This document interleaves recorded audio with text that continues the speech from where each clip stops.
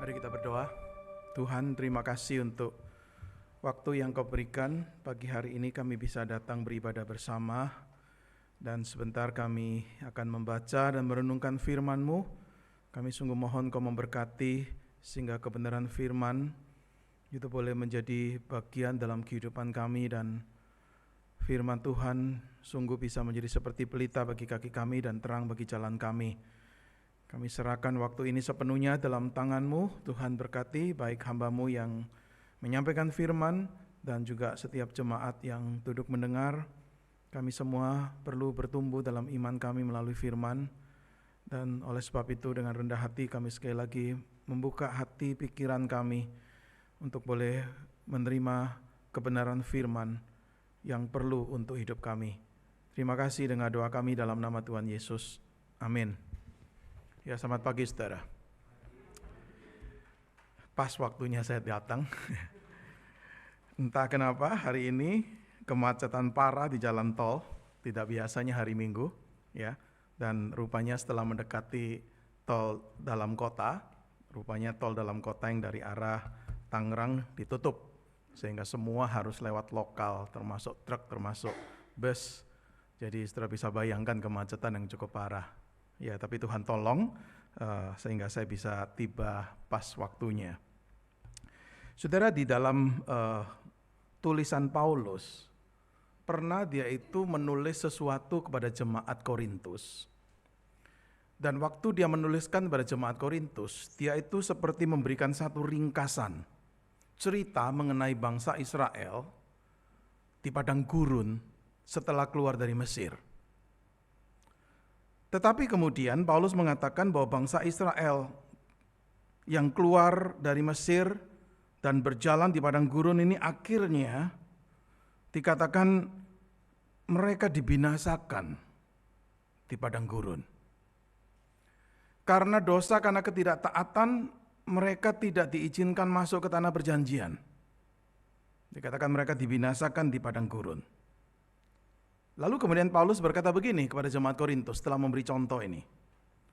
Semuanya ini telah terjadi sebagai contoh bagi kita untuk memperingatkan kita supaya, nah setelah kata supaya itu, Paulus memberikan rentetan larangan. Supaya apa?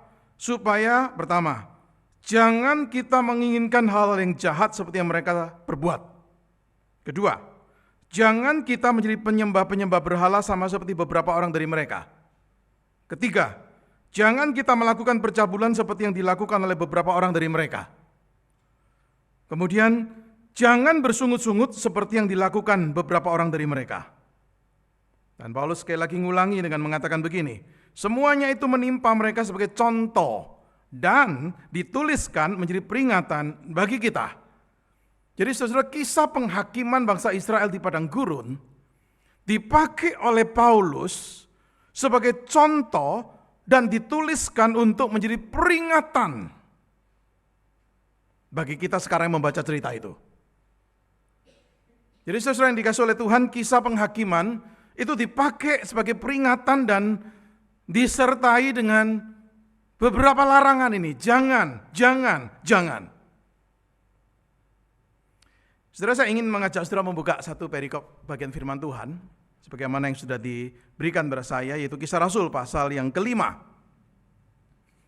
Kisah Rasul pasal yang kelima, ayat 1 hingga ayat yang ke-11. Kisah Rasul pasal yang kelima ayat 1 sampai 11. Saya akan bacakan bagian kisah ini, dan saya akan membacakan dalam terjemahan bahasa Indonesia, terjemahan baru edisi yang kedua, yang baru terbit bulan Februari yang lalu. Kisah para Rasul pasal yang kelima, ayat 1 hingga ayat yang ke-11. Ada seorang laki-laki bernama Ananias, ia bersama istrinya Safira menjual sebidang tanah miliknya. Dengan setahu istrinya, ia menahan sebagian dari hasil penjualan itu, dan sebagian lagi dibawa dan diletakkannya di depan kaki para rasul. Namun Petrus berkata, Ananias, mengapa hatimu dikuasai iblis, sehingga engkau mendustai Roh Kudus dan menahan sebagian dari hasil penjualan tanah itu. Selama tanah itu tidak dijual, bukankah itu tetap kepunyaanmu? Dan setelah dijual, bukankah hasilnya itu tetap dalam kuasamu? Mengapakah engkau merencanakan perbuatan itu dalam hatimu? Engkau bukan mendustai manusia, tetapi mendustai Allah. Ketika mendengar perkataan itu, rebahlah Ananias dan putuslah nyawanya. Semua orang yang mendengar hal itu menjadi sangat ketakutan. Lalu beberapa orang muda datang mengafani mayat itu, mengusungnya keluar dan pergi menguburnya. Kira-kira 3 jam kemudian masuklah istri Ananias, tetapi ia tidak tahu apa yang telah terjadi. Kata Petrus kepadanya, "Katakanlah kepadaku, dengan harga sekiankah tanah itu kamu jual?" Jawab perempuan itu, "Betul sekian." Kata Petrus, "Mengapa kamu berdua bersepakat untuk mencobai roh Tuhan? Lihatlah, orang-orang yang baru mengubur suamimu berdiri di depan pintu dan mereka akan mengusung engkau juga keluar." Lalu rebahlah perempuan itu seketika itu juga di depan kaki Petrus dan putuslah nyawanya. Ketika orang-orang muda itu masuk, mereka mendapati dia sudah meninggal.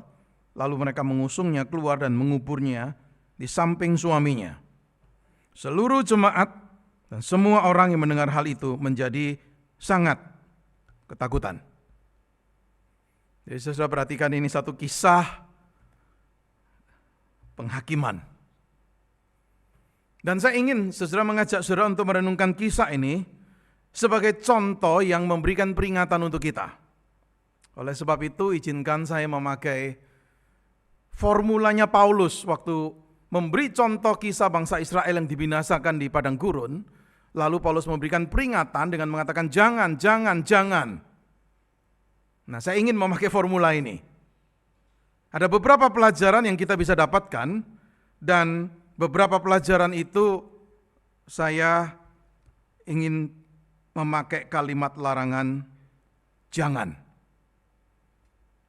Yang pertama,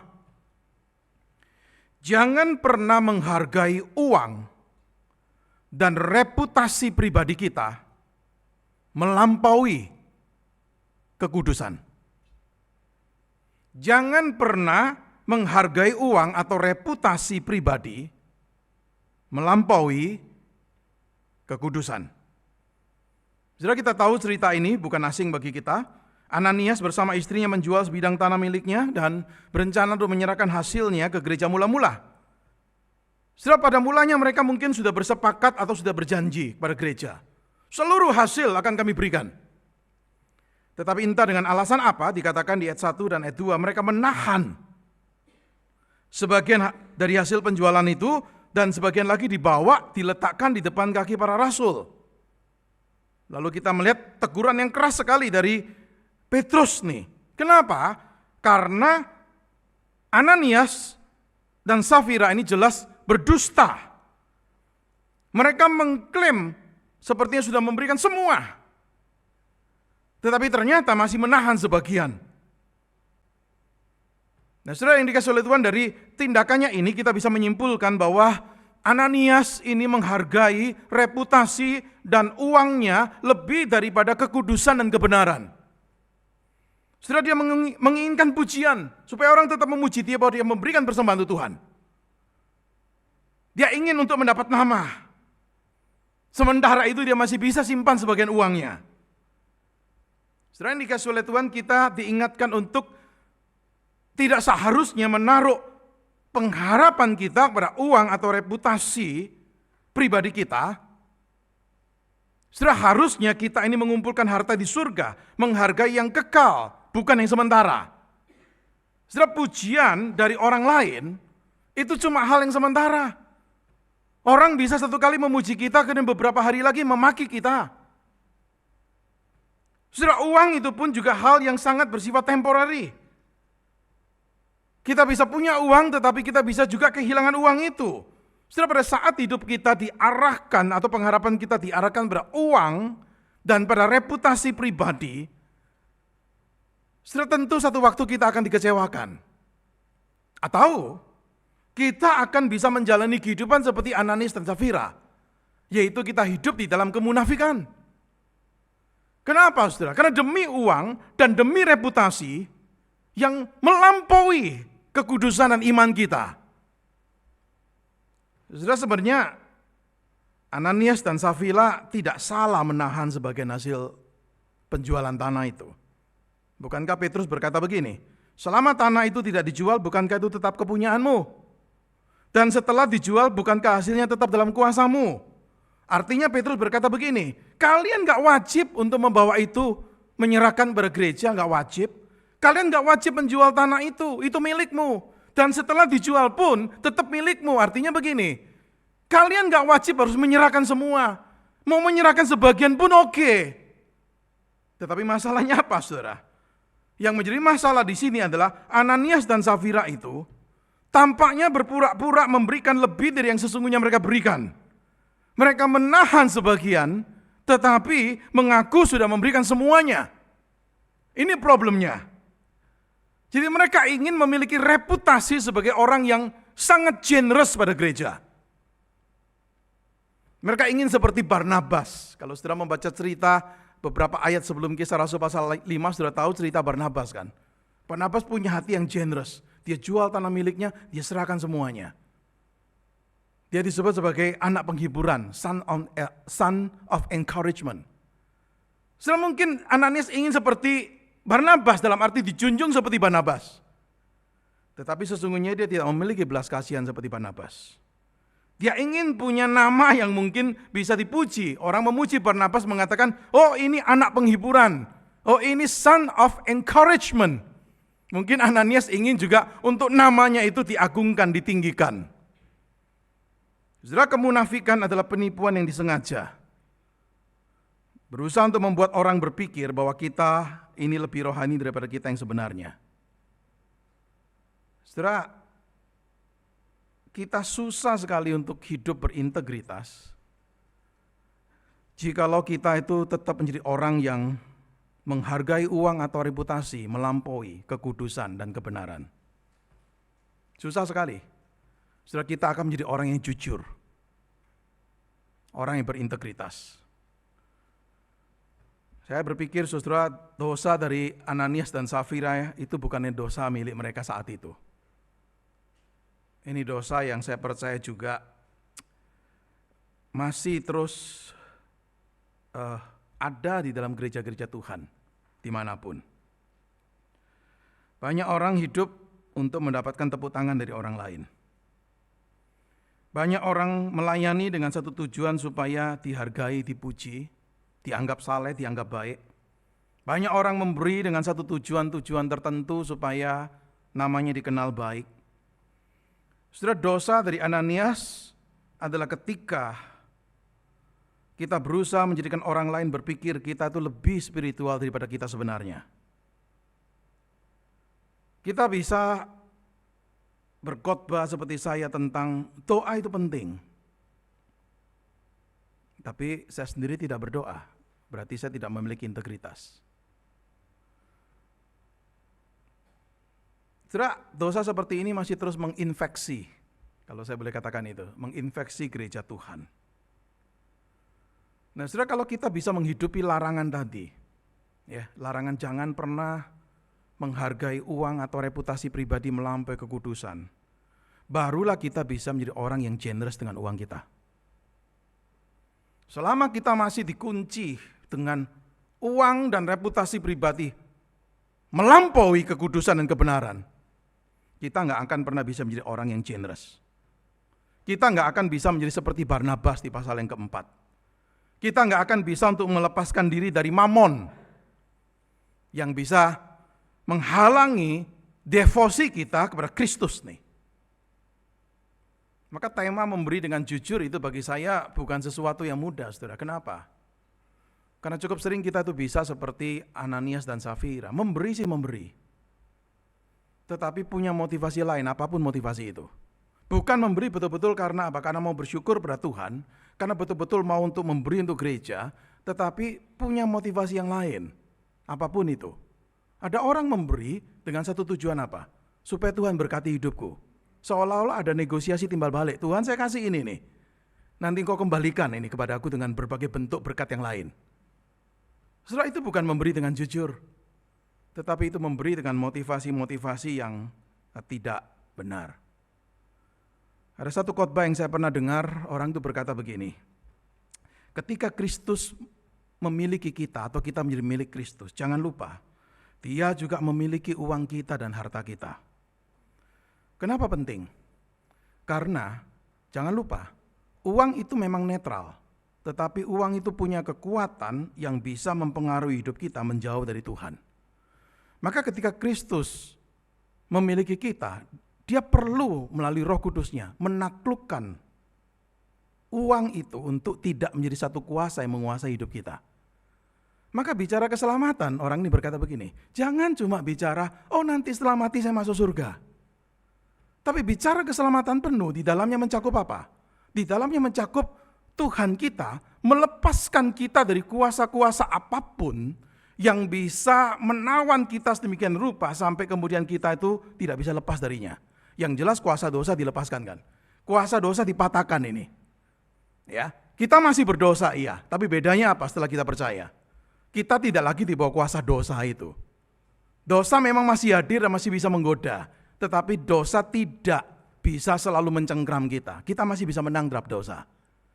Maka saudara, kalau kita mengatakan bahwa uang itu meskipun netral tapi punya kekuatan yang bisa membahayakan hidup kita, kalau kita nggak dilepaskan dari ini, celaka semua kita.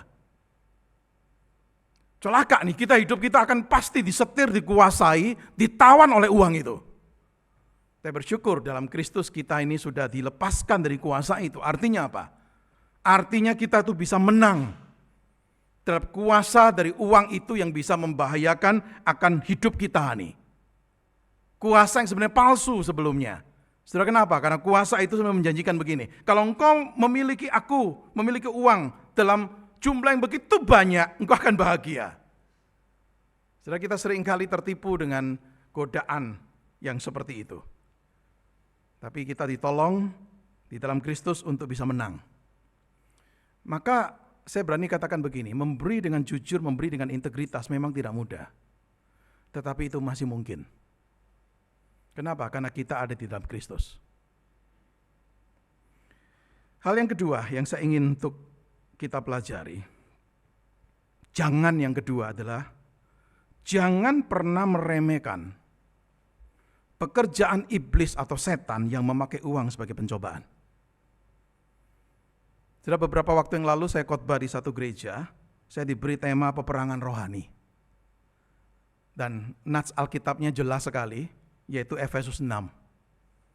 Karena di Efesus 6 Paulus berkata begini, kenakanlah seluruh perlengkapan senjata Allah supaya kamu dapat bertahan melawan tipu muslihat iblis. Karena perjuangan kita bukan melawan darah dan daging, tetapi melawan pemerintah-pemerintah, melawan penguasa-penguasa, melawan kuasa-kuasa dunia yang gelap, melawan roh-roh jahat di langit. Jadi ini ayat yang saya pakai untuk khotbah itu. Dan ketika saya membacakan ayat 12, saya mengatakan begini, kita bukan melawan darah dan daging, bukan manusia fisik nih. Tetapi melawan pemerintah-pemerintah, penguasa-penguasa, kuasa-kuasa dunia yang gelap, roh-roh jahat. Saya bertanya begini, kenapa sih Paulus tuh nggak pakai kalimat sederhana? Kita ini melawan roh-roh iblis, roh-roh jahat ini. Kenapa harus diberikan seperti urutan nih? Pemerintah-pemerintah, penguasa-penguasa, kuasa-kuasa dunia, dan roh-roh jahat. 4 level. Kenapa nggak pakai bahasa yang lebih simple deh? Kita ini bukan melawan darah dan daging, tetapi kita melawan roh jahat. Sederhana kan? Tapi ketika saya merenungkan bagian ini, saya menyadari apa? Kita nggak tahu kenapa dibuat seperti level. Ada pemerintah, ada penguasa, ada kuasa gelap, ada roh jahat. Kenapa dibuat seperti ini? Saya tidak tahu alasannya. Apakah memang ada hierarki di dalam dunia kegelapan itu? Saya juga tidak tahu. Tapi yang saya tahu dengan pasti apa? Dengan penggambaran kuasa iblis seperti itu mau menunjukkan apa? Mau menunjukkan bahwa iblis atau setan itu powerful. Setan memang bukan Allah, dia tidak maha tahu dan tidak maha ada. Tetapi dengan pasukannya yang begitu banyak, sepertinya dia bisa ada di mana-mana. Dan sepertinya dia tahu banyak hal. Setan is very powerful. Itu khotbah saya. Tapi saya kemudian mengajak jemaat merenungkan bukan ayat 12-nya, tapi ayat 11-nya, dikatakan begini, kenakanlah seluruh perlengkapan senjata Allah, supaya apa? Supaya kamu dapat bertahan melawan tipu muslihat iblis. Di sana dipakai satu kata yaitu apa? Tipu muslihat. Ada yang menerjemahkan metode. Ada yang menerjemahkan strateginya iblis. Dan kata itu mau menunjukkan apa? Kata itu, kata tipu muslihat atau metode-metode atau strategi-strategi mau menunjukkan apa? Mau menunjukkan kalau ini seperti satu peperangan, dalam peperangan rohani ini. Kita berhadapan dengan dia, dengan iblis itu, yang seperti seorang jenderal perang yang brilian. Seorang jenderal perang yang pinter strategi. Ya, yang pinter metodenya. Tipu muslihatnya. Dan jelas pastilah cara-cara metode yang dia pakai pasti kotor. Dan dia akan pakai segala macam tipu muslihat untuk menjatuhkan umat Allah. Itu maka di sini diberikan peringatan nih, hati-hati ini. Senjata dari iblis itu macam-macam. Dia nggak menjatuhkan hamba Tuhan atau nggak menjatuhkan orang Kristen hanya dengan tiba-tiba dia menampakkan diri dengan penampakan yang menakutkan. Sehingga semua kita ketakutan dan lari. Strategi metode tipu muslihat iblis justru seringkali adalah melalui cara-cara yang halus yang kita tidak pernah pikir itu caranya dia. Setelah itu khotbah saya 2 minggu lalu di satu gereja. Hati-hati dengan tipu muslihat ini loh. Dia tidak akan memakai cara yang selalu terbuka dan menakutkan. Dan dia tidak selalu memakai cara yang sama untuk semua orang. Dia akan lihat dan dia tahu kekuatan kelemahan masing-masing orang. Dan untuk orang tertentu dia akan pakai strategi tertentu. Saudara kalau membaca Kisah Rasul pasal yang kelima tadi, saudara kita melihat juga strategi iblis. Saudara baca Kisah Rasul pasal 1 sampai pasal 4, itu semua berjalan baik.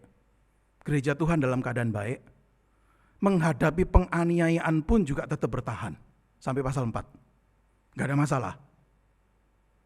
Tapi begitu masuk pasal 5, kisah Ananias dan Safira. Saudara Lukas penulis Kisah Para Rasul, jujur loh. Cerita ini loh gereja mula-mula, yang seringkali kita mungkin idealkan mengatakan, oh ini gereja sempurna, gereja yang dipenuhi Roh Kudus, gereja yang dipimpin oleh para rasul, pemimpin-pemimpin rohani yang baik, harusnya ini gereja yang baik sekali. Tetapi Kisah Rasul pasal yang kelima mengingatkan apa? Enggak. Gereja yang menurut kita baik, ideal, luar biasa, tetap di dalamnya iblis bekerja. Kalau di pasal 4 iblis memakai penganiayaan untuk menghancurkan gereja dan ternyata nggak berhasil. Karena umat Allah tetap bertahan. Para rasul dimasukkan penjara tetap setia. Maka iblis mengubah strateginya. Jangan pakai penganiayaan. Pakailah godaan uang. Saudara yang dikasih oleh Tuhan, Kisah Para Rasul pasal yang kelima menunjukkan strategi ini loh. Maka saudara perhatikan Petrus menegur Ananias dengan berkata begini, Ananias, mengapa hatimu dikuasai iblis? Sehingga engkau mendustai Roh Kudus dan menahan sebagian dari hasil penjualan tanah itu. Saudara, ini luar biasa. Dosanya adalah dosa Ananias.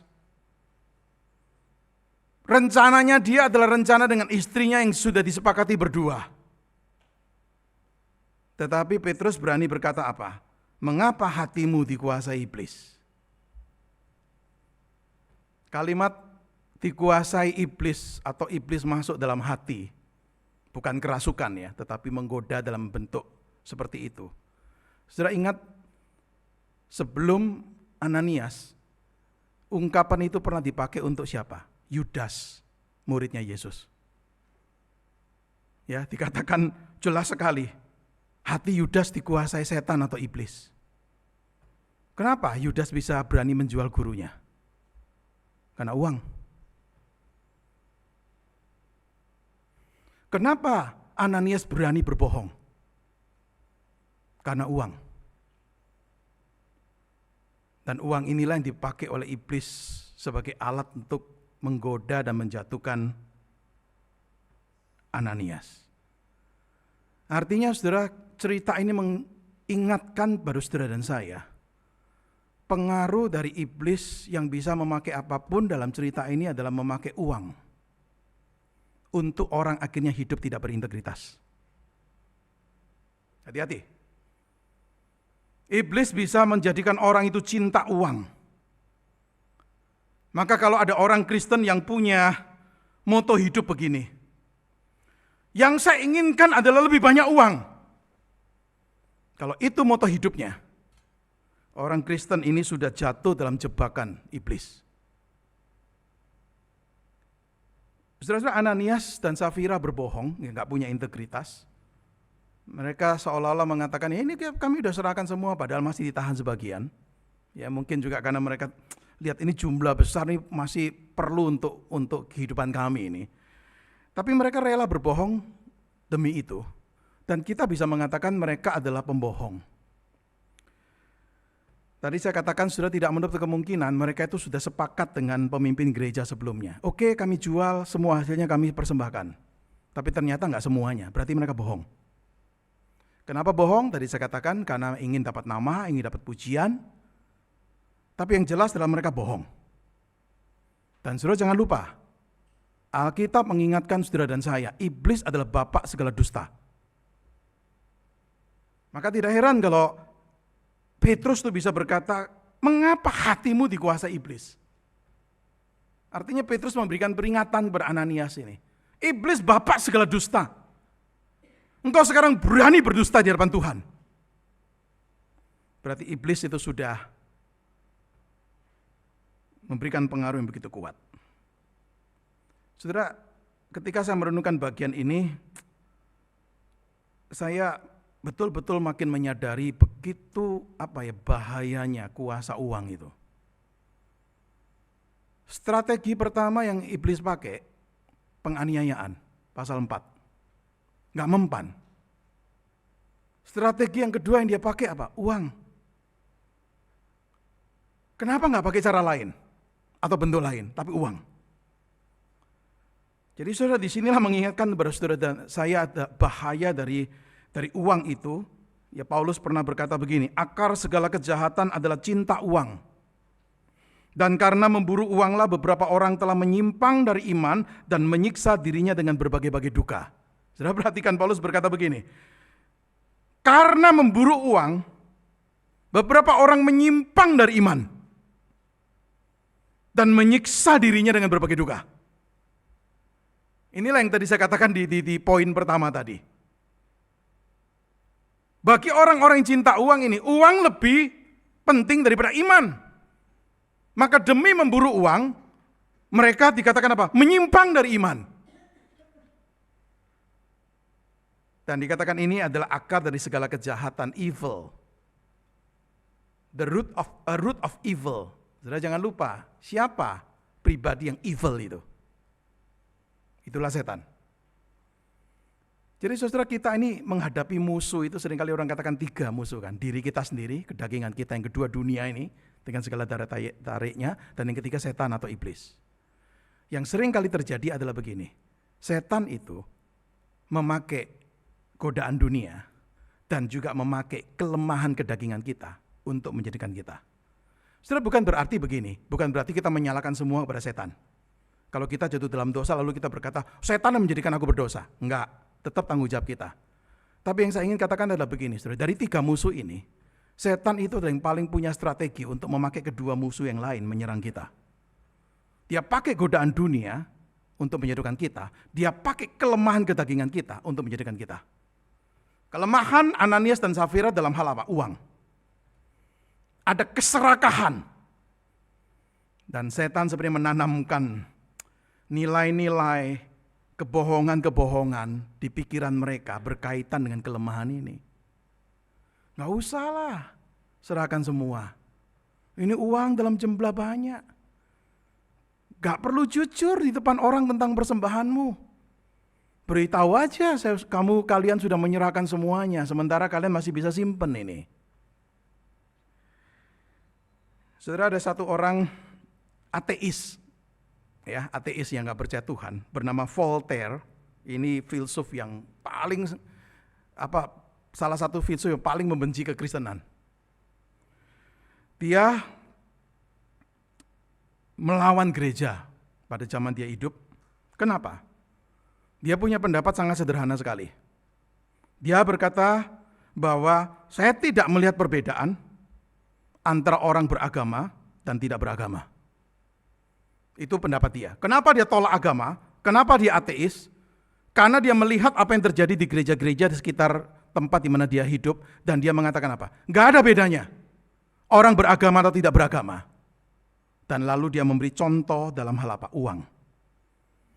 Ketika sampai kepada permasalahan tentang uang, semua orang, itu bahasanya dia, agamanya sama. Itu sindiran. Dia ngomong, saya nggak lihat bedanya orang yang di gereja dengan orang yang di luar gereja dalam hal berhadapan dengan uang. Maka dia mengatakan, ketika permasalahan uang muncul, semua orang sepertinya agamanya sama. Jadi dia menyindir dengan keras sekali gereja-gereja waktu itu. Karena seperti orang dunia sekali dalam sikap terhadap uang. Apakah itu membuat dia benci kekristenan? Mungkin, saya nggak tahu. Tapi setelah ketika saya mendengar kritikan dia tentang ketika dia mengatakan ketika permasalahan uang muncul, semua orang agamanya sama. Seolah-olah dia mengatakan apa? Semua orang pada dasarnya sama, baik yang beragama maupun tidak beragama. Nah, saudara, kalau itu sindiran ini betul-betul sepertinya terwujud nyata dalam gereja di tempat ini, wah, menyedihkan loh. Kalau antara kita yang tiap minggu beribadah dengan orang yang gak kenal Tuhan di luar, tapi sikap terhadap uang gak beda. Bagi saya, saudara, itu sesuatu hal yang sangat-sangat tragis sekali. Permasalahan dengan uang adalah permasalahan yang tetap akan dihadapi oleh orang-orang percaya. Menjadi anak Tuhan itu tidak secara otomatis menghilangkan sifat dan sikap buruk kita dalam kaitan dengan uang. Menjadi anak Tuhan tidak secara otomatis membuat kita kebal terhadap godaan uang. Siapapun kita semua masih rentan terhadap godaan uang yang bisa menjatuhkan kita. Seorang majelis yang sudah lama melayani, bahkan seorang pendeta yang sudah melayani lama, masih bisa berdosa dalam kaitan dengan uang. Tidak mengherankan, Yesus juga banyak bicara tentang uang. Dari 38 perumpamaan yang Yesus ceritakan, 16 perumpamaan berkaitan dengan topik tentang uang. Mengingatkan pada saudara dan saya, Yesus menyadari ini topik yang sangat penting yang perlu diperhatikan dengan serius oleh para pengikutnya. Dan ketika saya membaca Kisah Rasul pasal ke-5, saya mendapatkan peringatan yang sama. Strategi pertama yang lain yang digunakan selain penganiayaan oleh iblis adalah uang. Kurangnya integritas dalam kaitan dengan uang. Orang bisa hidup tidak berintegritas karena apa? Karena uang. Inilah Kisah Rasul pasal yang ke-5. Jadi saudara yang dikasihi oleh Tuhan, kita tidak akan bisa memberi dengan jujur kalau kita itu tidak menyadari bahaya pekerjaan iblis, atau kita itu meremehkan pekerjaan iblis yang bisa memakai uang itu untuk menjatuhkan kita. Hati-hati, kita berada di dalam peperangan rohani, dan selalu ingat yang namanya peperangan rohani itu bukan seperti kita mengusir orang yang kerasukan setan. Oh, ini peperangan rohani. Atau kita mendoakan orang supaya setannya keluar dari tubuhnya, dari dirinya. Itu peperangan rohani, bukan. Saudara, peperangan rohani adalah peperangan kita melawan iblis yang memakai atau memiliki berbagai macam tipu muslihat, strategi, metode. Dia tahu tidak bisa menjatuhkan kita di satu aspek, dia akan lihat nih, kita lemah di aspek mana. Dan kalau kita jujur, cukup banyak kita yang lemah dalam aspek terkait dengan uang. Maka strategi pertama menjatuhkan gereja Tuhan setelah strategi penganiayaan gagal adalah melalui uang. Biarlah ini menjadi satu peringatan untuk kita. Dan saudara, kita melihat apa yang terjadi dengan Ananias dan Safira. Ya, apa yang terjadi dengan Ananias dan Safira? mereka mendapatkan hukuman dari Tuhan yang keras. Tapi ada orang bertanya begini, mengkritik Alkitab, mengkritik kekristenan dengan berkata begini, kok kejam sekali Allah? Masa cuma bohong dalam hal memberi persembahan dihukum mati langsung? Saudara masih sering menemukan orang-orang yang mengkritik kekristenan, mengkritik Alkitab dengan bertanya seperti itu. Apa enggak terlalu kejam? Kita bisa memakai ungkapan kita, ini dosa kecil kok. Saudara yang dikasihi oleh Tuhan, selama kita hidup dalam dunia dan selalu mengecilkan dosa, maka kita tidak akan pernah bisa menghargai kekudusan Allah. Maka akibatnya dosa seperti Ananias dan Safira, kita anggap cuma dosa kecil loh. Kok seperti itu aja dihukum? Satu kali saya membaca satu kalimat yang dikatakan oleh satu orang, dan bagi saya itu benar sekali. Dia mengatakan begini, sekarang ini banyak orang lebih terkejut dengan kejujuran daripada dengan penipuan. Harusnya kan kita terkejut, wih ini kejahatan nih. Tapi kita lebih terkejut kalau ada kejujuran yang sangat luar biasa. Dan dia mengatakan itu menandai keadaan masyarakat kita nih. Sepertinya kejujuran itu bukan hal yang biasa, maka sampai terkejut. Penipuan itu hal yang biasa, sehingga mereka nggak kaget lagi. Oleh sebab itu tidak heran kalau ada orang mengkritik Kisah Rasul pasal yang ke-5 berkata apa? Tuhan terlalu kejam. Karena mereka beranggapan apa? Mereka beranggapan ini kan cuma permasalahan dosa kecil. Tetapi kalau kita melihat keseriusan dari Petrus berkata begini, engkau bukan mendustai manusia, tetapi mendustai Allah. Saudara, bagi saya kalimat ini luar biasa, mengingatkan saudara dan saya. Mengingatkan apa? Jangan kita pernah berpikir dosa itu cuma sekedar, saya melukai sesama saya. Petrus enggak mau Ananias dan Safira cuma berpikir begini, saya cuma membohongi teman-teman saya kok. Tapi Petrus mau ingatkan apa? Ketika engkau lakukan itu, engkau membohongi teman-temanmu. Seperti engkau berdusta terhadap Allah. Setelah maka itu jangan yang ketiga yang saya ingin pakai sebagai renungan penutup. Jangan pernah mengecilkan dosa dan jangan pernah meremehkan kekudusan Allah. Saudara, kalau kita ini tidak dihukum karena berbuat dosa, bukan karena Allah melihat, ini cuma dosa kecil. Ada orang bertanya begitu kan? Banyak orang berbuat dosa lebih besar, lebih jahat, atau lebih luar biasa daripada Ananias dan Safira, dan Tuhan kok diam aja? Atau mungkin kalau saudara dan saya jujur, kita juga mungkin pernah berpikir begitu. Saya lakukan dosa ini, lebih parah mungkin dari Ananias dan Safira. Tapi kok oke-oke aja? Saudara, kalau ada orang berpikir seperti ini, saya cuma hanya ingin mengatakan begini. Kalau Tuhan tidak menghukum kita langsung, bukan karena Tuhan menganggap dosa kita kecil dan tidak signifikan, tetapi karena Dia masih menyatakan anugerahnya untuk kita. Ini cara kerja Allah yang kita nggak akan bisa habis mengerti. Ada yang dihukum langsung, ada yang tidak dihukum langsung.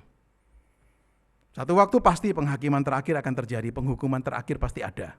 Tetapi selama hidup di dalam dunia ini, ada yang dihukum, ada yang tidak.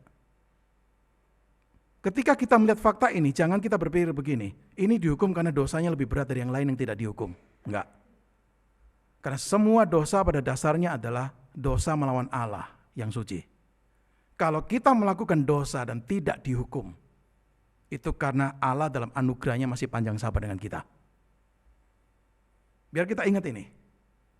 Ya, biar kita ingat Kisah 5 ayat 1 sampai 11. Kita mengingat peringatan-peringatan ini. Sekali lagi saya ulangi, 3 jangan ini dari kisah penghakiman yang sangat menurut kita mengerikan. Ya, jangan pernah menghargai uang atau reputasi pribadi melampaui kekudusan. Yang kedua, jangan pernah meremehkan pekerjaan iblis yang bisa memakai uang sebagai pencobaan untuk menjatuhkan kita. Yang ketiga, jangan pernah mengecilkan dosa dan meremehkan kekudusan Allah. Mari kita berdoa. Tuhan, sebagaimana Engkau pernah melalui Rasul Paulus memberikan peringatan kepada jemaat Korintus mengenai kisah bangsa Israel yang dibinasakan di padang gurun, yang dipakai sebagai contoh peringatan supaya jemaat Korintus tidak melakukan dosa-dosa yang sama seperti yang dilakukan oleh bangsa Israel di padang gurun. Melalui Rasul Paulus Engkau memberikan larangan, peringatan, jangan. Tuhan, hari ini kami membaca kisah Rasul pasal yang kelima, satu kisah penghakiman. Dan melalui kisah ini kami semua mendapatkan peringatan dari Tuhan. Pelajaran-pelajaran rohani yang kami dapatkan ini Tuhan, biarlah menolong kami untuk menyadari betapa kami ini sangat perlu untuk terus dibentuk oleh Tuhan. Karena kami bisa menjadi orang yang lebih menghargai reputasi ataupun uang melampaui kekudusan atau iman kami. Kami bisa menganggap iblis itu tidak ada kuasanya. Kami bahkan meremehkan pekerjaan iblis yang bisa memakai uang untuk mencobai kami. Dan seringkali mungkin juga Tuhan kami mengecilkan dosa. Dan bahkan tidak peduli dengan kekudusan Tuhan. Tuhan, kami sadar ini masih menjadi tantangan untuk hidup iman kami. Oleh sebab itu tolong kami Tuhan untuk terus dibentuk oleh Tuhan dan bertumbuh dalam iman. Ketika kami merenungkan kisah Rasul pasal yang kelima, dan mendapati diri kami tidak dihakimi seperti Engkau menghakimi Ananias dan Safira. Bukan karena kami lebih baik daripada Ananias dan Safira, tetapi karena Engkau dalam anugerah-Mu masih menunjukkan panjang sabar, mau membawa kami untuk berubah dan bertobat. Biarlah pelajaran dari kisah ini menolong kami untuk memiliki hati yang takut akan Tuhan, dan mendorong kami untuk terus-menerus mau dibentuk dan diubah oleh Tuhan. Terima kasih dengan doa kami dalam nama Tuhan Yesus kami berdoa. Amin.